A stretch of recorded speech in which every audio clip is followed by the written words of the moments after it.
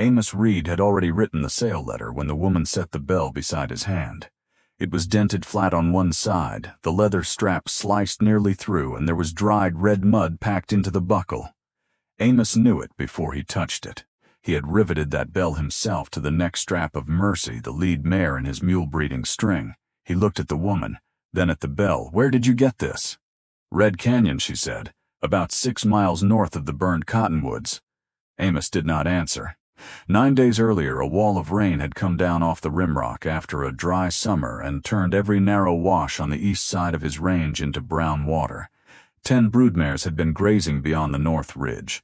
By the time the water fell, the fence along the lower draw was gone. 3 crossings were cut to pieces, and every mare had vanished. For 7 days Amos had searched. On the 8th he stopped. On the 9th he wrote to a livestock man in Vail and told him he was ready to sell the ranch. Now a stranger had placed Mercy's bell on top of that letter. "She's alive," the woman said. Amos finally looked up. She was somewhere in her 30s, hard to place more closely because the trail had taken the softness out of her face. Dust had dried pale along the seams of her coat. Her gloves were cracked at the palms. A small bay mule stood outside the open door with one hip dropped. Reins looped around the hitch rail as if he had already decided nobody in the yard was worth worrying about. "You saw her?" "I saw 3 mares, maybe 4. I heard more behind the rock shelf. I couldn't get close enough to count." Amos stood so fast the chair caught the edge of the table and went over. The woman did not flinch. "Show me. I was planning to. That's why I'm here." His name was Amos Reed. He was 51 years old, a widower 11 winters, and for the last 17 of his 24 years on that piece of Oregon high desert, he had been trying to turn ordinary mares into the kind of mule mothers freightmen would cross 2 counties to buy. He had never called it a dream. Dreams were things people described when they wanted admiration for wanting them. Amos called it the string, the work, the next breeding, the next foal, the next chance to get the back right, the feet hard, the mind calm, the shoulder deep enough for pulling all day without falling apart. He had built it one decision at a time. The flood had made those decisions feel foolish. The 10 missing mares included 4 of the best animals he owned, including Mercy, a blue roan mare with a plain head, a patient eye, and the kind of feet that stayed sound where other horses chipped and went tender. Her last 2 mule colts had sold before they were weaned. One had gone to a freighter running south toward Winnemucca. The other had gone north with a road crew. Without those mares, Amos still had land. He had a barn, a windmill that squealed in a crosswind, 12 tons of hay under cover, 6 young animals, a jack stallion mean enough to bite a fence post, and a mortgage that had 2 more years to run. But the ranch as he understood it was gone. The woman picked up the chair he had knocked over. "You'll want a shovel," she said, "and more rope than that little coil by the door." Amos stared at her. "Why?" "Because the easy way into Red Canyon isn't there anymore." That was how he met Eliza Hart. He learned her name 10 minutes later after they had saddled Amos's dun gelding and loaded a second coil of rope, a pick, a shovel, 2 grain sacks, and a canvas water bag onto her mule. He learned almost nothing else. She did not waste breath on biography while they rode. She pointed to the flood marks on the sage. She showed him where a wash had jumped its old bank and carved a new channel through a stand of greasewood. At the burned cottonwoods she turned north without hesitation. "How'd you find the bell?" Amos asked. "My mule found the mud." "That doesn't answer much. It answers enough. He wouldn't cross the wash where I wanted him to. Kept looking upstream. I thought he was being difficult, so I got down. Then I saw hoof cuts above the flood line, too many for deer. One set dragged a little. I followed them. And you found my mares. I found the bell first." She glanced back at him. "Then I found your mares." The sky was clear now, painfully clear, with the hard blue that sometimes follows destructive weather, as if the country wants to pretend nothing happened. The late-season sun held almost no warmth. Water still shone in low places where water did not belong. Every few hundred yards the flood had left proof of its force. A peeled juniper, a strand of fencing wrapped around a boulder, sage roots exposed like knuckles. Amos had searched this side of the ridge 2 days earlier. He had not come this far north. That fact irritated him more with every mile. "I rode the east draws," he said. Eliza did not look at him. "I figured." "What does that mean?" "It means the tracks didn't come from the east draws." "I know that now." "Then we agree." He almost disliked her for how little she cared whether he liked the answer. They reached the rim above Red Canyon near midday. Amos knew the canyon. Everybody in that part of Malheur country knew it. In a dry year, it was a long split in the basalt, steep-sided but passable at the southern end where cattle could pick down through broken shelves. After the flood, the southern approach looked as if someone had taken an axe to it. A section of ledge 30 feet wide had fallen away. The old stock trail ended in open air. Amos swung down from the saddle and walked to the edge. Far below, water moved black between boulders. Eliza came beside him, leaving enough space that neither of them had to pretend the drop was nothing. "That's the easy way," she said. "You came down another route?" "I didn't come down at all. I circled the west rim. There's a crack where you can see into the shelf meadow. That's where I saw them." "Can they get out west, not on their own?" Amos turned toward her. "Why not? Come look." They rode another mile along the rim until the basalt broke into a steep fan of loose stone. Eliza stopped, tied her mule, and went the rest on foot. Amos followed. She moved carefully, not timidly. There was a difference. Every step was chosen before her weight went onto it. At the top of the crack she crouched and pointed. Amos looked down. For a moment he saw only sunlit stone, brush, and the narrow green strip at the bottom where floodwater had spread silt across a shelf of trapped soil. Then one mare moved. Mercy. The bell was gone from her neck, but he knew the blue roan body and the dark head. Behind her stood a bay mare and a gray. Then another head came up from behind the brush. Then another. Amos counted 6 before they shifted out of sight. His throat closed. He had spent the previous night doing arithmetic by lantern light. What the ranch might bring at sale. What the mortgage man would take. What would remain after 24 years of building something that could disappear in one violent afternoon. Now Mercy was standing 400 feet below him, alive. Eliza watched the animals rather than Amos. "There are more in the back pocket," she said. "I heard them moving. How do we get down? We don't, not there. There has to be a route. There is. It just isn't a good one." She led him farther west. The route was a broken chute between 2 basalt shoulders. A man could scramble down it. A sure-footed mule might manage part of it. A horse with any panic in him would break a leg. Amos studied it and said, "I can get down." "Yes, then I can open a path from below." Eliza took a slow breath. "Maybe." He looked at her. "You have a better idea? I have an idea that doesn't begin with you sliding 200 feet on your back. I know this country. Good. Then you know Rock doesn't care." That irritated him enough that he started down. The first 40 feet went easily. The next 20 did not. A flat stone rolled under his boot. His right foot shot out.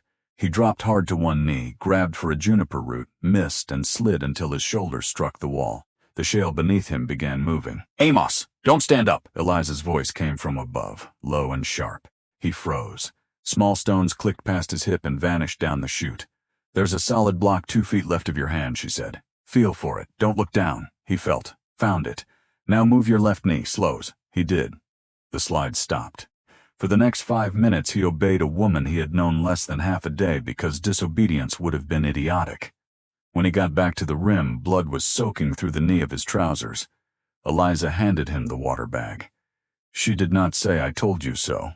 That would have been easier to resent. Instead she said, "Now we know that route is worse than it looked." Amos drank. Below them one of the mares whinnied. "Mercy," answered. Eliza turned toward the sound. "That's useful." "What is?" They still answer each other. She took the dented bell from her saddlebag. Amos had forgotten she carried it. She held it by the torn strap and gave it one careful shake. The sound was wrong because the bell had been crushed, but it was still a bell. Mercy's head snapped up below. Amos stared. Eliza shook it again. Mercy walked toward the sound until the shelf stopped her. "You don't need to go down," Eliza said. "You need to give them somewhere else to go." Amos looked across the canyon. For the first time since seeing the mares, he stopped thinking about reaching them and started thinking about moving them. That difference saved the herd. The north end of Red Canyon narrowed before it opened onto a high sage flat. Amos had never used it for stock because the passage was choked with brush and broken stone. In an ordinary season, there was no reason to. The south trail was shorter, smoother, and close to water. The flood had changed the value of every route. They spent the rest of that afternoon circling the rim and checking the north throat from above. It was not blocked by a single slide. That would have been simple. The water had jammed brush, limbs and whole sections of uprooted greasewood into the narrowest point, then packed silt around it until the barrier looked almost grown into the canyon. But it was shallow enough to work from the top. "If we clear a lane here," Eliza said, "they can climb out." Amos measured the slope with his eyes. "If they come this direction," she lifted the damaged bell. "Mercy will, you don't know that." "No, you do." He looked at her. She pointed at the mares below. "Does she lead them or not?" "Usually." "Does she come to grain?" "Always." "Does she know that bell?" Amos looked at the dented metal in her hand. "She wore it 3 summers. Then we have more than nothing." That sentence stayed with him. Not hope, not certainty, more than nothing. It was the kind of measure a person used when she had learned not to confuse wanting something with having proof of it. They camped on the rim rather than lose the light riding home. Amos had coffee, jerky, 2 hard biscuits, and enough grain to make his gelding believe civilization still existed. Eliza had dried apples, a heel of cheese, and a small tin of tea leaves she guarded with more care than the rest of her provisions. They made a fire in the lee of a rock shelf. Amos cleaned the cut on his knee. Eliza heated water without offering to help him, which he appreciated. A person could accept a basin of warm water without feeling managed. Only after dark did he ask where she had been going when her mule decided to investigate his mares. "Jordan Valley," she said. "Family? No? Job? Maybe." Amos looked across the fire. "You answer questions like a man charging by the word. I worked 7 years in a freight office. It ruins you for unnecessary language." That made him laugh once through his nose. She went on. "There's a widow in Jordan Valley who owns half interest in a boarding house and all interest in being tired of it. She wrote to a cousin of mine in Boise looking for someone who could keep accounts, order supplies, and take over the dining room. My cousin sent the letter to me." "Where were you? Baker City? Doing freight books?" "Not anymore." He waited. Eliza poked the fire with a twig. "The company merged its office with one in La Grande. They offered to take 2 clerks. Both were men who'd been there less time than I had. Why?" She gave him a look that answered the question without needing history explained. "They said the new office would be rougher work, and you believed them?" "I believed they had already decided." There was no bitterness in the sentence. That made it heavier. So Jordan Valley, you know ranch stock? My father raised draft crosses near Walla Walla before the debt took the place. I know enough not to stand behind a nervous mare and enough to know I don't know what a breeder knows. You knew to read tracks after a flood. That's not breeding. That's looking." The fire snapped. Below them, from somewhere in the dark canyon, a mare called once. Amos listened until the sound disappeared. "I quit looking yesterday," he said. Eliza did not rush to answer. "You searched 7 days. I quit on the 8th. That sounds like counting the 1 day instead of the 7. He stared at the coals. She had known him less than a day and had already found 2 places in his thinking where a lever could be set. He did not like that. He also could not say she was wrong. At first light they began clearing the north throat. It was ugly work. The flood jam had dried hard at the surface and stayed wet underneath. Every branch they pulled free released another pocket of silt. Amos used the pick to loosen stone. Eliza cut brush with a short camp axe from her mule pack. They worked from opposite sides of the choke, tied larger limbs to the animals, and dragged them out one at a time. By noon they had opened a lane wide enough for 1 horse. It was not enough. The climb beyond it was steep and the footing loose. A calm mare could make it. A frightened herd trying to crowd through together could turn the passage into a wreck. Amos stood in the lane and imagined 10 animals pushing at once. "We need to spread them." "Yes," Eliza said. "Mercy first. If she'll come, she'll come." Eliza glanced at him. "That's the first confident thing you've said since I got here." "She's my mare." "Good. Use that." They widened the lane another 2 feet. Then Amos rode home. Not because he wanted to leave the canyon, but because Eliza was right about what they needed. Rope, more grain, a halter Mercy knew. 2 long panels of portable woven wire he had used around foaling pens, lanterns, blankets, and another pair of hands if he could get one. The nearest was Silas Boone, a small cattleman 4 miles south who owed Amos 2 days of labor from spring branding. Silas listened to the story, looked at the sky, and said, "You found them after all?" "A traveler found them." Silas glanced at Eliza when Amos introduced her later that afternoon. "You tracked 10 mares through flood country?" "I tracked hoof marks," she said. "The mares did the rest," Silas grinned. That answer means yes. By dusk, the three of them were back at Red Canyon. They set the wire panels along the upper exit to create a widening funnel.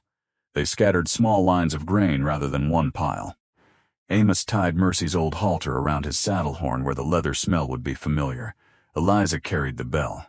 The first attempt failed. They shook the bell from the rim. Mercy answered, but the mares did not move far enough north. The gray mare turned them back toward water. Amos tried calling. 2 mares came 50 yards and stopped. Darkness settled into the canyon. Silas said what all 3 were thinking. Tomorrow? Eliza looked at the sky. A line of cloud had formed over the western rim. Maybe. Amos heard the doubt. What? If it rains again tonight, that shelf could get water through it. Not another flood, but enough to make those banks worse. We can't go down, no. Then we wait. Eliza did not argue. She walked to the pile of gear and came back with the canvas water bag. Mercy isn't coming because the bell is above her, she said. Amos frowned. What? You're asking her to walk away from the herd toward a sound she can't place. She keeps looking up. Silas said, you want the bell lower. I want it ahead of her. Amos looked at the canyon wall. You said we can't go down. We can't go down the chute. She pointed across the north throat, but the flood cut a bench along that side. If someone can reach the bench from the upper shelf, the bell can stay 20 or 30 yards ahead of her, all the way to the lane. Silas squinted into the gathering dark. Someone? Eliza was already taking rope from the pile. Amos said no. She looked at him. No what? You're not climbing onto that bench in the dark. I wasn't planning to do it in the dark. We have 2 lanterns. That's worse. Why? Because then you can see what you're falling off. Silas made a sound that might have been a cough. Eliza ignored him. The bench is 8 feet below the upper shelf, not 80. We anchor a rope. I stay tied in. You keep tension from above. You're not a climber.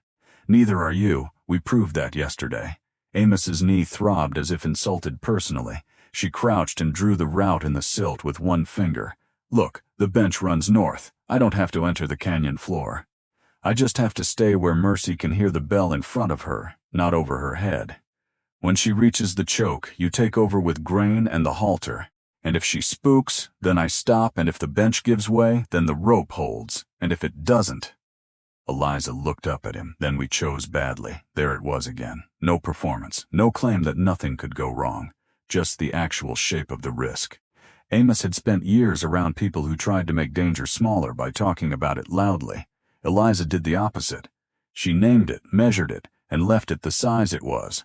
That made him trust her more than he wanted to.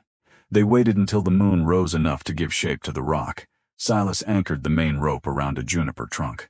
Amos tied a second safety around Eliza's waist. She tested both knots herself. You always this cheerful? Silas asked. Only when men are about to tell me how knots work. Silas closed his mouth. Amos nearly smiled. Eliza lowered herself onto the bench. The lantern stayed above. They had decided the moving light might frighten the mares. She carried only the bell. One step, then another. The metal gave a small, uneven note. Mercy answered. Eliza moved north. The bell sounded again. This time Mercy followed. Amos could not see all of her. Only the roan back appearing and disappearing between brush below. But he could hear hooves on the shelf. One mare followed Mercy. Then another. The herd began to stretch instead of bunch. That's it, Amos whispered, though nobody needed the words. Eliza moved 10 more yards. Mercy came on. At the choke point she stopped. Amos climbed down into the upper lane with the grain sack and shook it. Mercy's ears came forward. Come on, girl. He had called that mare through snow, smoke, falling storms, and one summer lightning fire. The voice belonged to a history between them. Mercy put one foot into the lane. Loose stone rolled. She backed. The mares behind her crowded. Amos felt the whole plan begin to fold. Then the bell stopped. Eliza had gone silent. Mercy looked toward the last place she had heard it. Amos shook the grain once. The mare looked up at him. Come on. She stepped forward again. This time he backed away as she climbed. 1 step, 2, 4. Then Mercy came through the wire funnel and stood on the sage, flat sides heaving, eyes wide. Amos got the halter on her. He did not cheer. He did not have enough breath. He pressed his forehead against the mare's cheek for half a second and felt living heat. Then the bay mare entered the lane. The gray followed. For the next 40 minutes they brought the herd out one animal at a time. 7 mares. 8, 9. The 10th did not come. Amos counted again. 9. Which one? Silas asked. Penny, sorrel, white hind foot. Eliza was still on the bench. I heard something farther back when I was here yesterday, she called. Could be her. Amos looked at the clouds. A cold drop struck his face. We go now, Silas says. Amos knew he was right. 9 mares were standing above the canyon. 1 remained below. If they pushed their luck, the weather could take all 10 again. Every part of him wanted to stay. Every useful part of him knew not to. We take these home, he said. The words hurt.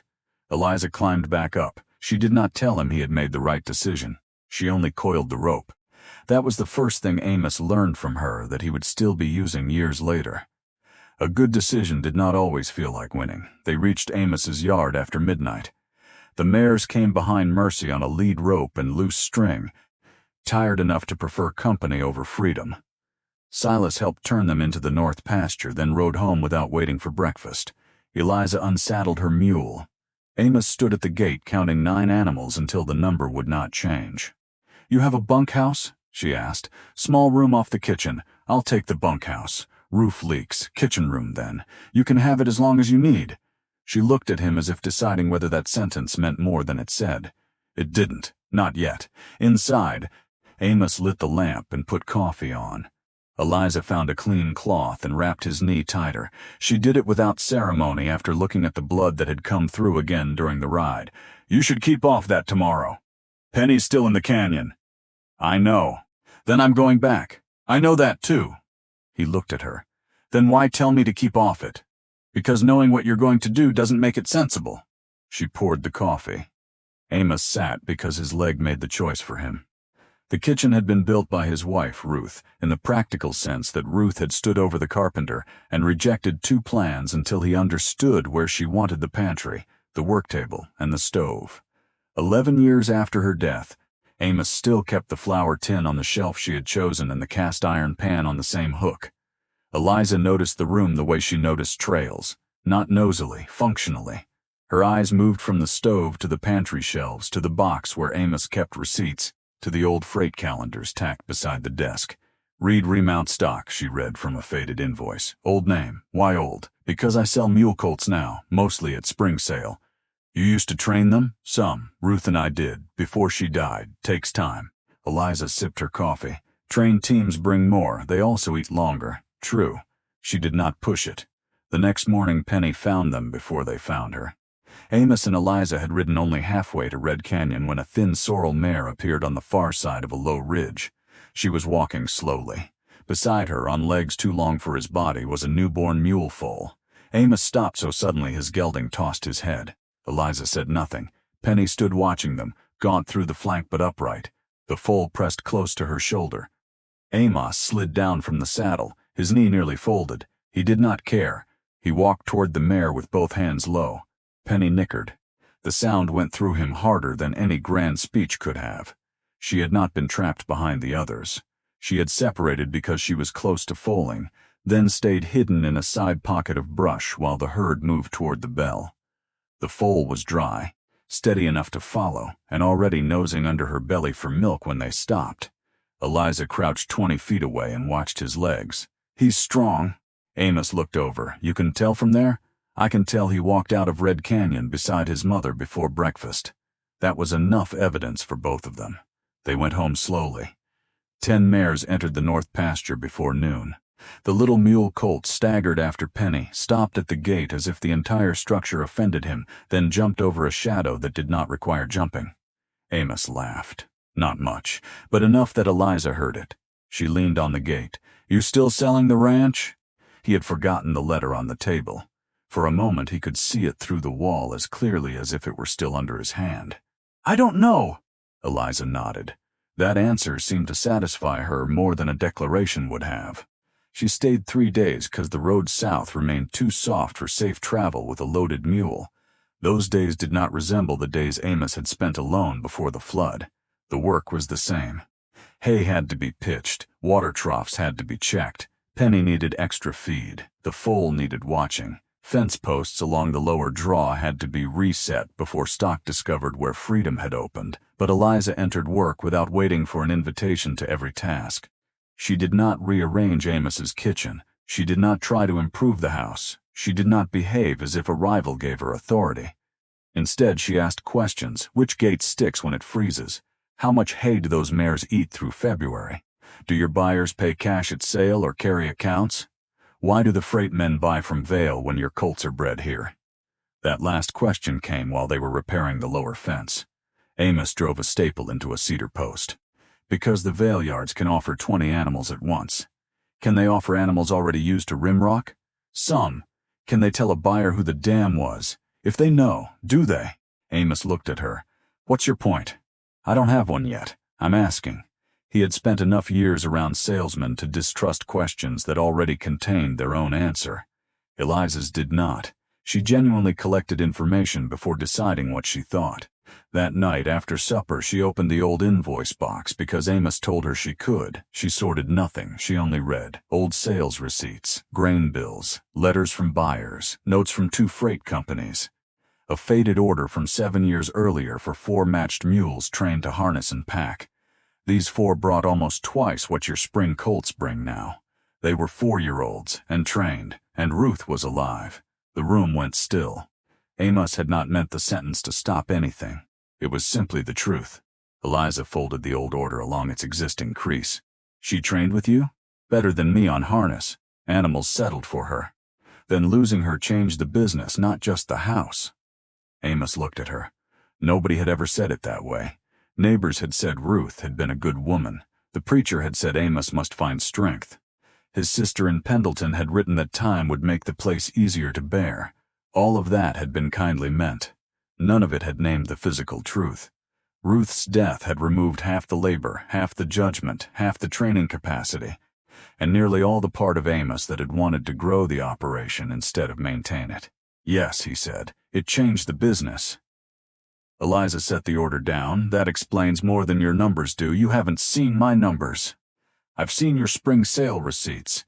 That's not the same thing, no. But I worked freight accounts long enough to know the difference between selling what you have and producing for a buyer who already told you what he needs. Amos leaned back. Freight companies don't write contracts with one-man ranches. They write contracts with people who can deliver. Same thing. It isn't, he almost argued. Then he remembered the bell over the canyon. More than nothing. What would you do? He asked. Eliza turned the old order toward herself. I'd find out whether the demand still exists before I changed anything. How? Write 3 letters? Amos stared at her. That's your grand plan? No, that's how you learn whether you need a grand plan. The next morning she drafted 3 letters at his kitchen table. One went to a freight outfit in Boise whose name she knew from her old office. One went to a mining supplier running wagons south of Silver City. The third went to a road contractor mentioned on one of Amos's old receipts. She did not promise numbers he could not produce. She asked what they expected to need by spring, what age and training they preferred, whether they bought singles or matched teams, and whether they would consider his inspection at the ranch instead of delivery to a sale yard. You write like a lawyer, Amos said. No, lawyers use more words. He signed all 3. Then Eliza rode south toward Jordan Valley. This time there was no dramatic goodbye. Amos gave her dried meat for the road. She refused half, accepted half, checked the cinch on her mule twice, and stood beside the hitch rail looking at Mercy's damaged bell. Amos had hung it on a nail near the door. You should keep that, he said. Why? You found it. It belongs to your mare. Can't put it back on her. Straps cut, bells crushed. Eliza touched the dent with one gloved finger. Then don't fix it. Why not? Because it worked like that. Amos looked at the bell. There was something in the idea he understood immediately and did not yet have language for. He left it dented. She rode away. For the next 12 days, Amos worked harder than he had before the flood and thought less clearly than he preferred. The ranch no longer felt finished. That was good. The house felt emptier. That was not. He did not confuse the two. At least he tried not to. He reset fence. He moved the mares to safer ground. He checked Penny's colt twice a day and pretended the second check was always necessary. He brought the young mules into the small lot and began putting hands on them again, something he had not done seriously since the previous spring. One bay filly mule had Ruth's kind of eye, calm but not dull. Amos put a rope on her, asked her to give to pressure, and felt an old part of his work wake up. On the 7th day, a reply arrived from Boise. Amos opened it standing beside the mailbox. The freight company expected to replace at least 8 animals before summer. They preferred mature mules, harness broke, accustomed to rough grade and noise. They would consider smaller lots from individual breeders if the animals could be inspected and if price reflected training. Not an order, not money, more than nothing. Amos read the letter 3 times. On the 10th day, the mining supplier replied. They needed pack animals, not wagon teams, 4, possibly 6. On the 12th day, Amos found himself at the hitch rail before sunset, looking down the south road. He was angry with himself for it. A man could become foolish from only 3 days of company if he let loneliness dress itself up as judgment. He went back to the barn. He was cleaning a hoof when he heard a mule bray outside. Not one of his. Amos stood so fast he hit his shoulder on the stall partition. Eliza Hart rode into the yard with dust on her coat, a rolled blanket behind her saddle, and a face that looked more irritated than romantic. Amos had never been so glad to see irritation. She got down. The boarding house serves canned peaches with beef stew. Amos stared at her. What? On purpose. That bad? Worse. The widow is kind. The business is not. She owes 3 suppliers, has 2 rooms she can't heat, and thinks the solution is a larger dining room. Amos took the mule's reins. So you left. I declined. And came here. I came here. The sentence sat between them. Eliza reached into her coat and pulled out a folded piece of paper. I stopped at the post office in Jordan Valley. This had been forwarded from Baker City. Amos opened it. It was a note from her former freight manager in La Grande. Short, practical. He had heard she was looking for work. One of the Boise firms needed someone who understood accounts and stock procurement during the spring buying season. If she wanted it, he could recommend her. Amos read the note once. Then he gave it back. That sounds better than canned peaches. It does. You going? Eliza looked toward the north pasture.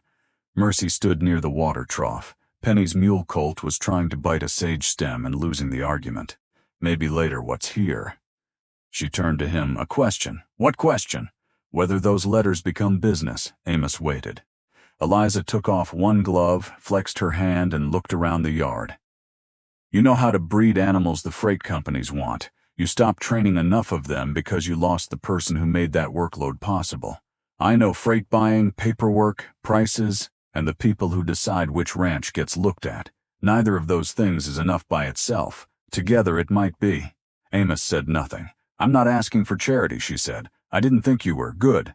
I'm asking for a season, room, board, and a share of any contract business I bring in. Not your spring sale. Not the ranch. The new business. Amos felt something in himself become very still. This was not a woman asking to be taken in. It was not a proposal dressed as employment. It was a business offer. That mattered. What share? 10% of net on business that comes through contracts I develop. 8, 12. You started at 10. I know. You started negotiating, so I adjusted. Amos looked at her for 2 seconds. Then he laughed. 10, 10. They shook hands in the yard. That was the beginning. Not the bell, not Red Canyon, not the road back from Jordan Valley. The handshake was the beginning because it was the first thing they chose together with their eyes open. The season did not begin with success. It began with 6 weeks of small corrections. Eliza built a list of every animal on the ranch, then asked Amos to tell her what each one could become rather than what each one was worth that day. That changed the order of things. The bay filly mule became a future light team animal. 2 older geldings became pack prospects. A thick-shouldered brown mule Amos had planned to sell cheaply because he was plain became, in Eliza's words, exactly the kind of ugly a freight boss trusts. Amos objected to the description, then admitted she was right. They chose 6 animals to train towards spring inspection. That number was small enough to manage and large enough to prove whether the idea had any value. The limitation showed itself immediately. Training took hours that did not disappear from the rest of the ranch. When Amos spent a morning putting a young mule to harness, fence did not mend itself. Hay did not move. Ice did not leave troughs. Eliza could handle accounts, letters, feed calculations, and groundwork, but there were tasks where experience mattered and strength mattered, and neither could substitute for a missing third person. So they hired Silas's nephew, Tom, for 2 days a week through winter. Amos hated the expense. Eliza made him put the expense on paper. If his labor lets you finish 6 animals that earn more than his wages, he's not an expense by himself. He's part of the cost of producing the better thing. You're very comfortable spending my money. I'm comfortable counting it before we spend it. That's not the same thing. Exactly. Their first real test came in January when the Boise buyer sent a man named Warren Pike to look at the ranch. Pike arrived with a city saddle, an expensive coat, and the expression of someone who had been disappointed often enough to make disappointment his starting position. He inspected the 6 mules without praising any of them. He checked feet, teeth, shoulders. He watched Amos harness the brown gelding and hitch him beside an older mule to a stone boat loaded with feed sacks. The pair pulled cleanly across frozen ground. Pike asked to see them near noise. Amos had Tom rattle a chain against the barn door. The young mule flinched, stepped once, then settled when the older animal held. Pike nodded. That was all. At the kitchen table he offered a price lower than Eliza expected. Amos almost accepted it. Cash in January had a way of making a modest number look wise. Eliza did not interrupt him. She slid one sheet of paper across the table. On it were 3 columns: sale yard price, feed and training cost, and Pike's offer compared with the company's own stated requirement for harness-broke, rough-grade animals. No speech, no accusation, just arithmetic placed where nobody could pretend not to see it. Pike read the page. "You keep the books?" he asked. "I keep these books," Eliza said. "And the animals?" "He makes the animals." She nodded toward Amos. "I make sure nobody buys them as if he didn't." Pike looked at Amos. Amos looked back. The price rose. Not to what Eliza wanted, not to what Amos secretly hoped. Enough. They sold 4 animals under written terms and kept 2 because Pike would not meet their price. That mattered more than Amos understood at first. He had spent bad years believing any sale was better than holding stock. Eliza treated refusal as part of business, not failure. "Those 2 don't become worse because he wouldn't pay today," she said after Pike left. One of the unsold mules went to the mining supplier 2 months later for more money than Pike had offered. The other became the ranch's best training partner for younger animals. Proof arrived in pieces: a paid invoice, a second inquiry, a freight foreman writing that the brown gelding had pulled 3 hard weeks without going lame, a buyer asking whether Amos could have another pair ready by autumn. Nothing magical happened. The mortgage did not vanish. The flood damage still cost money. One young mule bruised a shoulder in training and had to be taken out of the spring group. Hay prices rose after a dry winter. Tom found steadier work on a larger outfit and could not keep helping by summer. But the ranch changed from a place waiting for one annual sale into a place with buyers Amos could plan around. That changed his decisions months before it changed his bank balance. He began breeding not only for what he admired, but for clear work categories he and Eliza could sell honestly. He trained earlier. He kept records on temperament as well as body. He stopped apologizing for small lots and started explaining why a buyer might prefer knowing the ranch, the dam, the training, and the ground an animal had learned on. Eliza never called it branding. She would have hated the word used that way. She called it telling the buyer what he was paying for. By May, the letter from Legrande was still in her desk drawer. Amos knew because he had seen it once when she opened the drawer for sealing wax. He never asked why she had not answered. He was afraid the question itself would become pressure. Instead, he watched what she did. She planted onions behind the kitchen. She ordered a new account ledger large enough for a full year. She bought a second set of work gloves and left them on the nail beside his. She argued with him about a gray mare he wanted to breed too early. She won. She taught Penny's mule colt to lift his feet without turning the lesson into combat. And one evening she took Mercy's damaged bell off the nail near the door and carried it to the shop. Amos found her cutting a fresh leather strap. "Thought you said not to fix it." "I'm not fixing the bell. That's a new strap. For hanging, not wearing." She punched 2 holes, threaded the strap through the bent crown, and carried the bell outside. At the main gate she climbed onto the lower rail and fastened it beneath the crosspiece. The wind moved it once. A dull, uneven note sounded over the yard. "Why there?" Amos asked. Eliza climbed down. "Because that's where things come in." He looked at her. She shrugged as if the answer were obvious. That summer was the first in years when Amos ended most days tired from building, rather than merely preventing loss. There was more work, not less. That surprised him.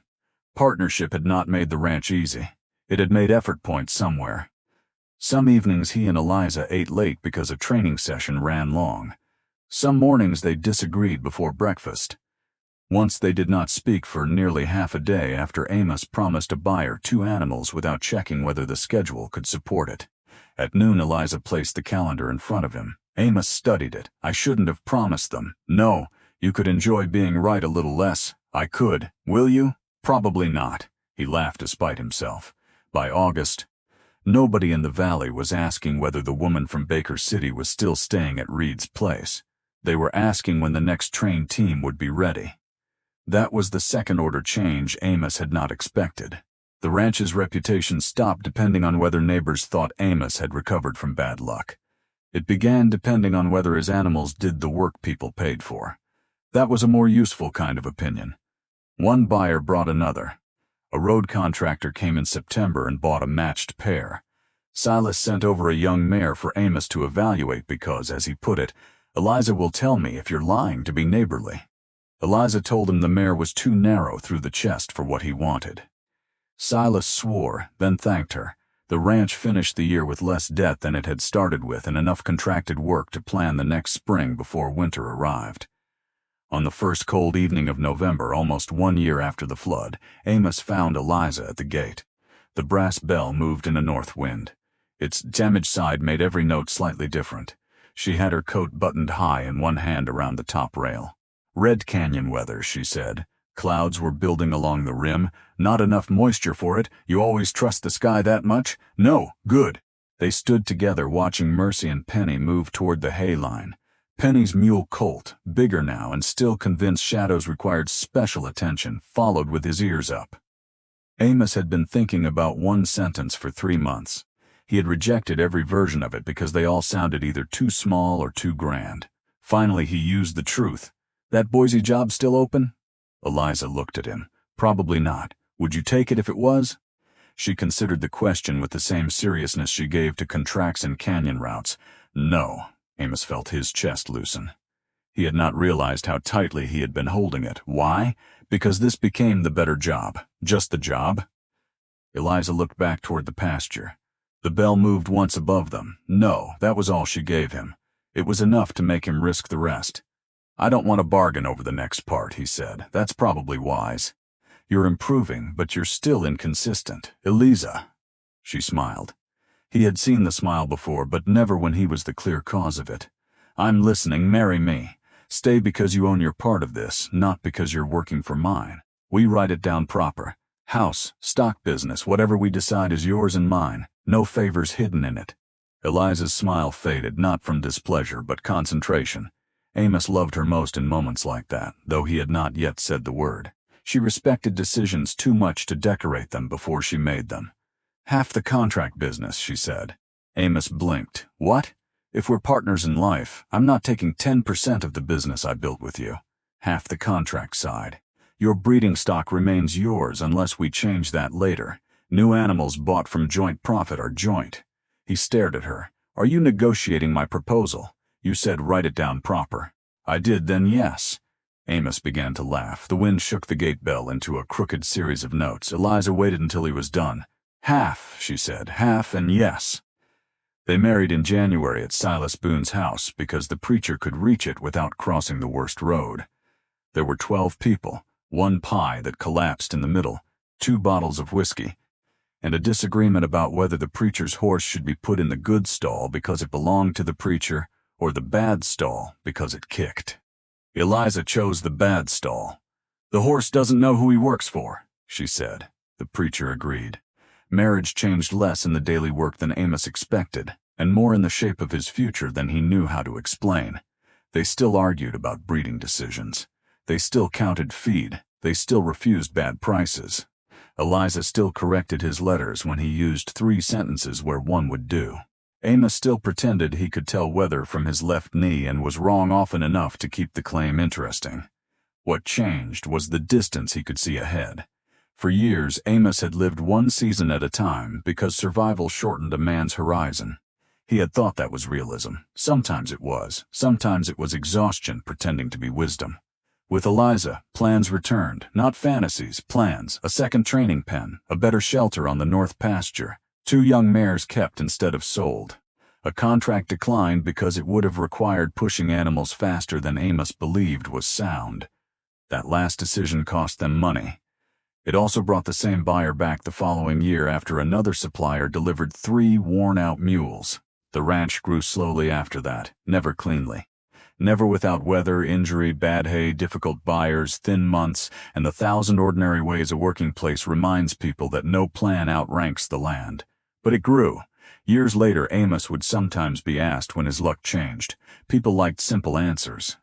They expected him to say it was the flood because the flood scattered the mares, or Red Canyon because that was where Eliza found them, or the first Boise contract because money is easy to point at. Amos never knew how to answer in one sentence.